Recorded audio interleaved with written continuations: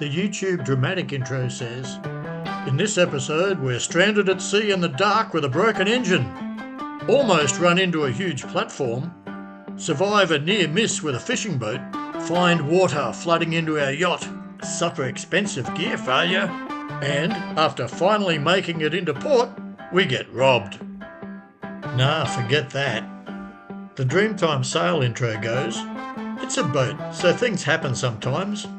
But ride along with us on our so very chilled night passage to brilliantly beautiful Banggai Island. It's cool."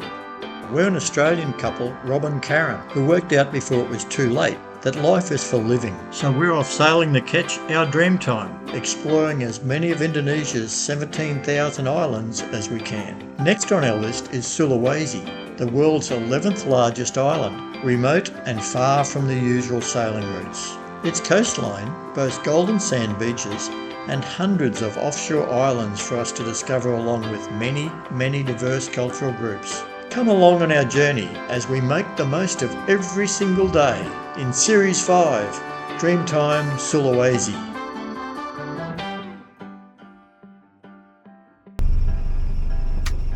Oh, good morning everyone. Yes, we're up anchoring again and we're heading to Banggai Island. So we've got an overnighter ahead of us. It's just under 120 nautical miles, so it's 10 o'clock in the morning. We're leaving at this time because with our speed, we should arrive at Banggai Islands at about this time or a little later, which gives us plenty of light to either, if we're faster or if we're slower, we can get in daylight hours, and that's always what we like to do. I've been here at Palau Umbel, I think that's what it is, Umbel, as an anchorage overnight. I'm going to do the change. And it's been a very calm anchorage. It's in a lagoon, it's surrounded quite a bit by a reef and sandbar system. So even last night when a storm came through, we got just the edges of it to 20 knots and a lot of rain, which cleaned the decks, which we were quite happy about. But yeah, it was very secure. It's a sandy, loamy bottom. Quite a lot of mangrove and estuaries coming through, so I wouldn't swim. But hey, ask the locals. If the locals say no crocodile, swim till your heart's content. But yeah, we weren't getting in the water yet. But yeah, very beautiful. And so that's us for this morning of what we're up to. Our weather conditions, Rob. It is time to have a look at the wind forecast to work out what we might have on our passage. We're going from the island just down here. It's listed as Banggai, and we've got 115 miles to go across to Banggai, on what's shown as Bungan. So 115 miles, we're heading basically northeast. It'll be an overnight passage. We're going to leave about 10 o'clock this morning and plan to arrive in there at 9-10 o'clock tomorrow morning. So we'll have a look at the first of the weather models, EC MWF. Have a look about halfway across, and it's telling us we have 1 knot of easterly. We go to GFS and we have 8 knots of westerly. 180 degrees different to what ECMWF said. Let's try access. 0 knots of northerly. Have to be careful for that one. And what about our fourth model? Icon, 2 knots of southeast. Okay, so we've got a choice of, it could be coming from the east, there could be 0 from the north, there could be 8 knots from the west, which would be very nice actually, or there could be 2 knots from the southeast. That's what the 4 different models show. You just put mud all over. Oh, boys, what can I say? More cleaning to do.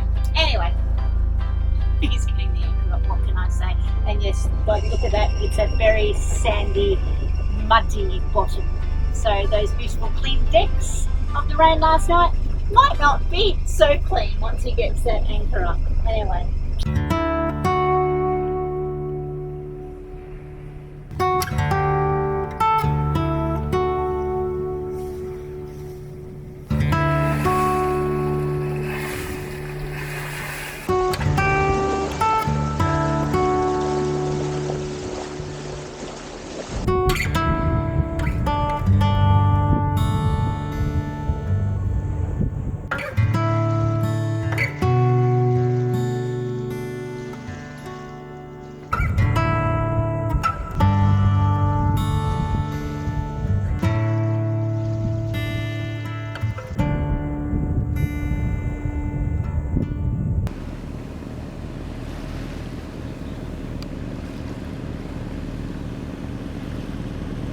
We have 13 hours and 36 minutes to our next waypoint.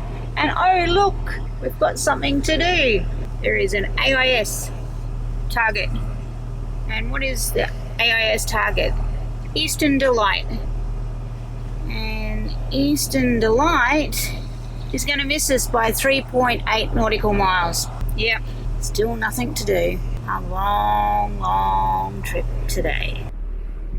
There is a rather large FAD, fish attracting device. According to the chart, we are in 2,800 metres of water out here. That is tied up to a very large float, which is obviously anchored somehow to the bottom. 2,800 metres. How does that work? Ooh. This one's a bit crunchy. It looks nice. Warm lunch underway. Yeah. Yum. All made out of the pantry. Getting a bit low on stuff. Oops. Thank you.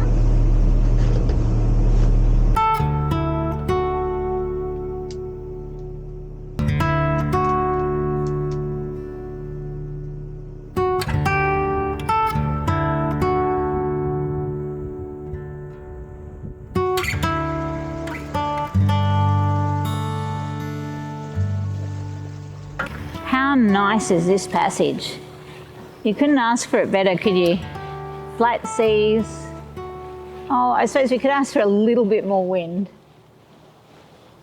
But really, it's just beautiful. Absolutely gorgeous. Just watching those clouds, making sure that they're not building for squalls. Where we're headed, it looks pretty clear at the moment. Lola's about a mile behind us, just down there, and we're just coming on to sunset, so we will start going into our night watches. We're going to do 2 6-hour watches tonight. I'll have the first one, nice and easy, and Rob will have the second one. And he's got a few islands and reefs to dodge in the second half, so mine will be nice and easy. Might go and make us some special banana smoothies to watch the sun go down.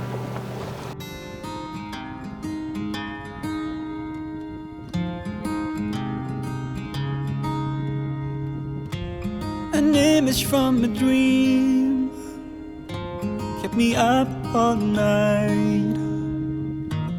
The feeling is surreal, stuck inside my mind. Your body in my arms, under moonlit skies. We're trying to count the stars till the sun will rise.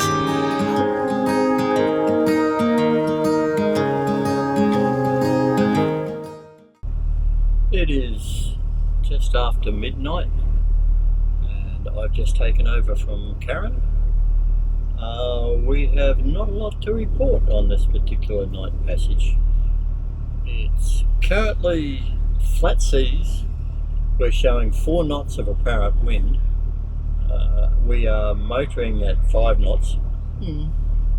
So the wind is probably, 1 knot or something coming off our starboard beam, and there's not enough to do anything with it. We have what I think is a boat far off on our port side ahead. We are right on track where we're supposed to be. We've done 73 miles. We've got 47 to go. So we should be in about 10, 11 o'clock in the morning. And that's about it. Karen tells me she's been visited by dolphins a couple of times during her watch. Lola B is out on our port side, matching us along, and it's just a clear, quiet night, which I hope it stays that way all the way through until we drop our anchor. But as night passages go, the only thing better would be if we were sailing, because it's just been pretty easy going. other than that small hiccup where we split a fuel line and had to stop the engine and just replace it, the line was about that long. Just connects the fuel filter to the injection pump. So it was a very short piece of line and only took about 5 minutes to fix. But yeah, we could smell diesel on it. That's not good. When I opened it up, there was fine spray coming from that line across the filters. So unless something happens, we won't be talking to you till the sun's up.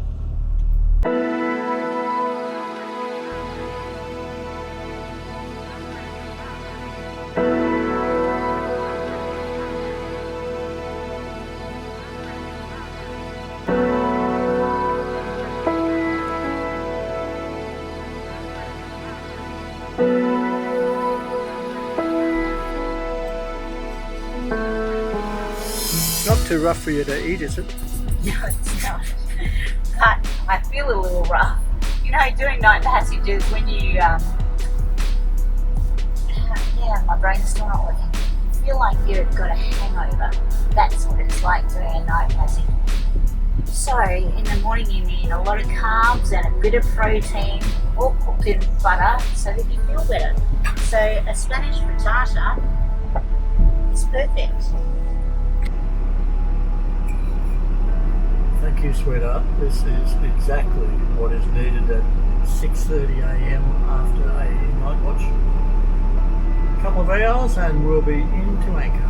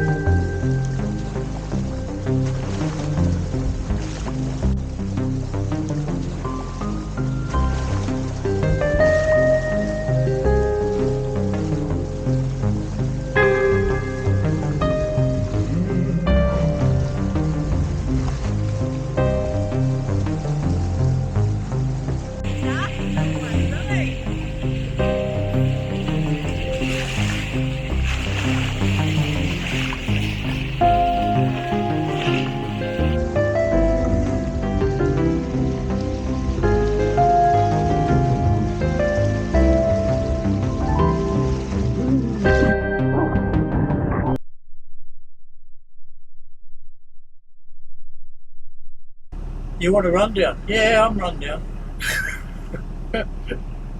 Oh, good old night passages. As they go, it's been about as easy as it can be, other than the fact we've had to motor the whole 24 hours because we haven't had any wind. We got a little bit of wind just afternoon, just enough to motor sail for a while. Oh, through till midnight. Yeah, it gave us a little boost. But yeah, smooth seas, flat, no problems. Only saw one fish attracting device in the whole trip. You're saying no problems. We had 2 problems, Rob. Well, we might have split a fuel line in the engine room and had to fix that. And we might have tried to sink the boat with a toilet overflowing. Oh yeah. Yeah, the pump didn't switch off for the loo, so it just kept pushing salt water into it.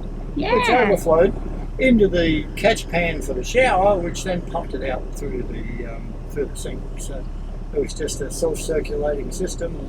I guess it gave everything a nice flush. It did. So but it was pretty scary when I walked in there and went, the toilet's overflowing! It was all clean salt water, so. And the water is beautifully clear here.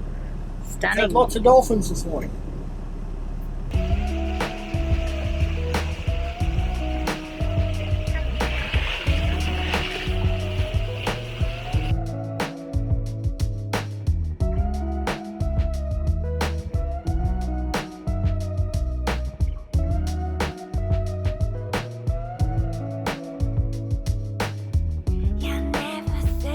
From your sleepy eyes, I can tell you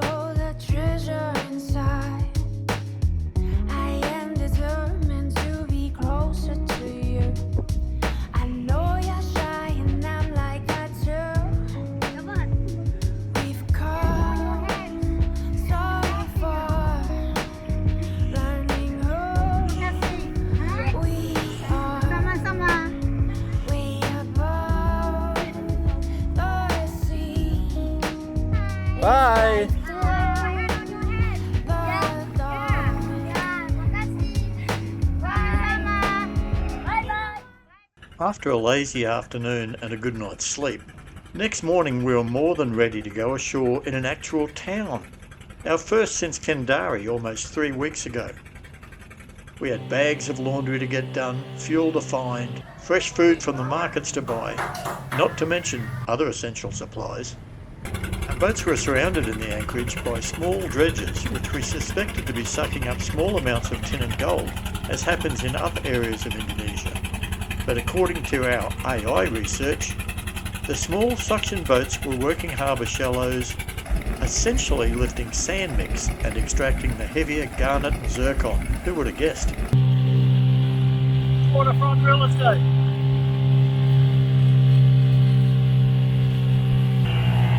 Hello.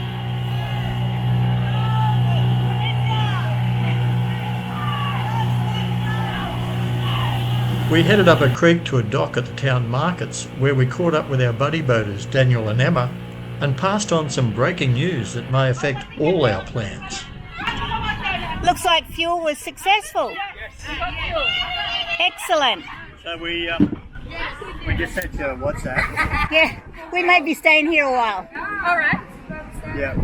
There's a volcano You know the chain of exploding. islands up from Bitung. Oh.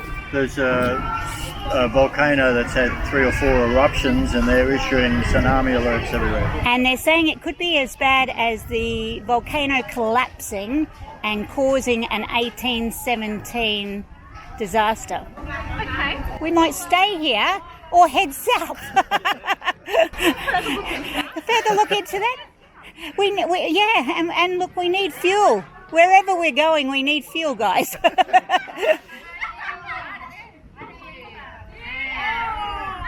Ah, Daniel, you won points for that.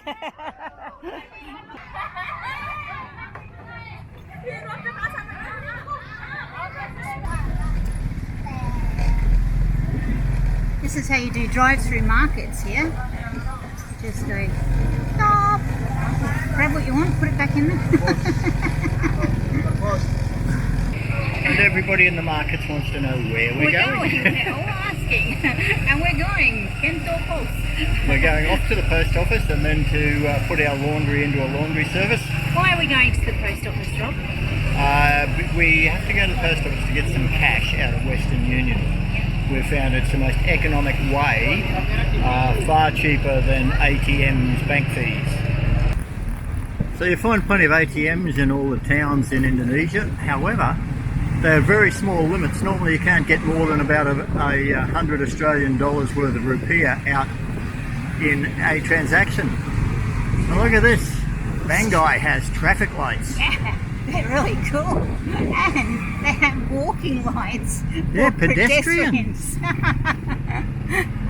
We're not quite used to those anymore.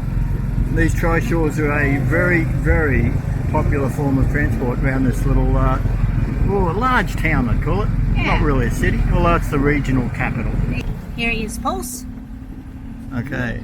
Okay, and yours was just up there, so if you can explain to him now. 20 litre mark on the drum is up here, and with the sun behind it we can see that the fill level of the fuel we bought is here. That's a considerable differential. We've heard about this from other cruisers, but I got to tell you, after the length of time here and filling up all over the place, we started to think it was just urban legend. But yes, there are places in Indonesia where 20 litres shows up on the bowser, but 20 litres doesn't go into the tank. But as I say, after around 10 months in the country, it's the first time that we've been caught out by it. So these teenagers have paddled out on that block of foam. And first question was, will you give us cigarettes and alcohol? The second question after I said no was, bye. We hope you've enjoyed riding along on our night passage and the little preview of Banggai. We'll show you a lot more of this beautiful island next episode. So if you're one of those 60+% of viewers who haven't subscribed yet, please click the button and the bell so you don't miss it or any of our videos. It's all free, so why not? Thanks so much for watching all the way through, and a huge special thank you to our amazing Dreamtime Sail virtual crew members whose support through Ko-fi and Patreon keeps these shows coming. We really appreciate each and every one of you.